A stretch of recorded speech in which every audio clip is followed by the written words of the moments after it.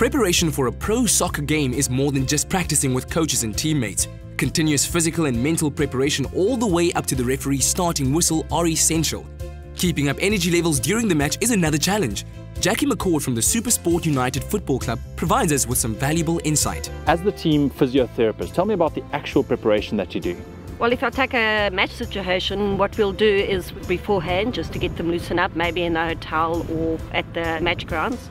And then we'll tape up the ones that need to be taped, and those who have got injuries, we'll sort them out. But that will be most of our preparation before. Then rest of my duties would be during the match if there's injuries with the team doctor. Tell me about some of the products that you give to them during the matches. I feel I can see that, for instance, at times that players starting to fade a little bit towards the end of the first half. Then I will assess and say to them, listen, you take a little bit extra, you need a little bit more legs.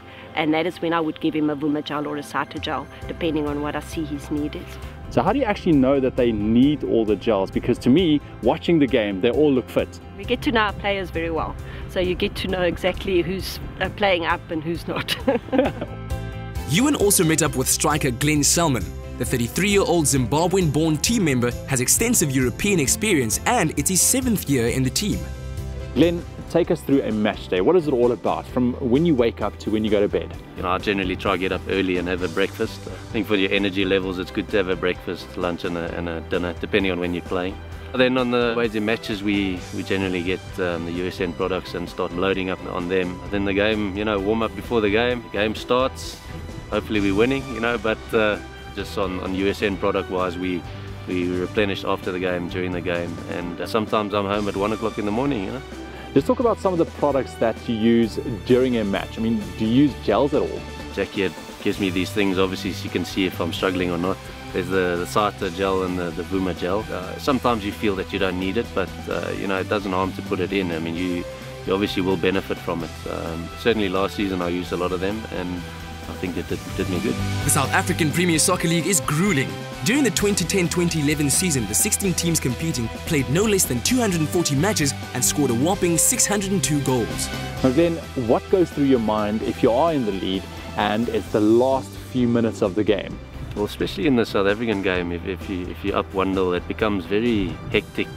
Just to be honest, with us as a striker, you generally just you just drop in and try to defend as much as you can, where contrary you should be pushing more forward and attacking, but we generally just run as hard as we can, and hopefully those Vuma gels kick in. What does your body feel like after a game, because you guys cover some crazy distances?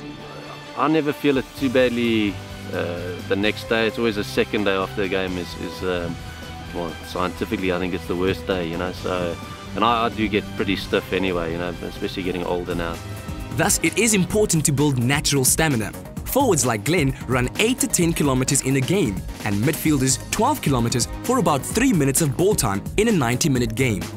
Now, how fit do these guys actually have to be to compete in these tournaments? The amount of running that they do, the amount of sprinting that they do, and also the contact, not forgetting that soccer is a contact sport, sort of takes its toll on the body. So sort of our pre-season is a time to prepare them for that, get them up where we want to, and try and maintain it through the season when we get there and work on sort of a few individuals here and there.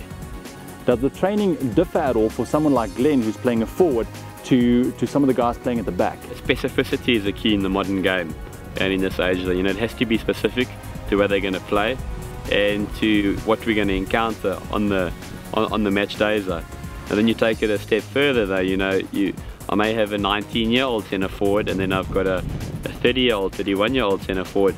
Their training is also going to differ, that they can tolerate different stresses, so it becomes quite involved.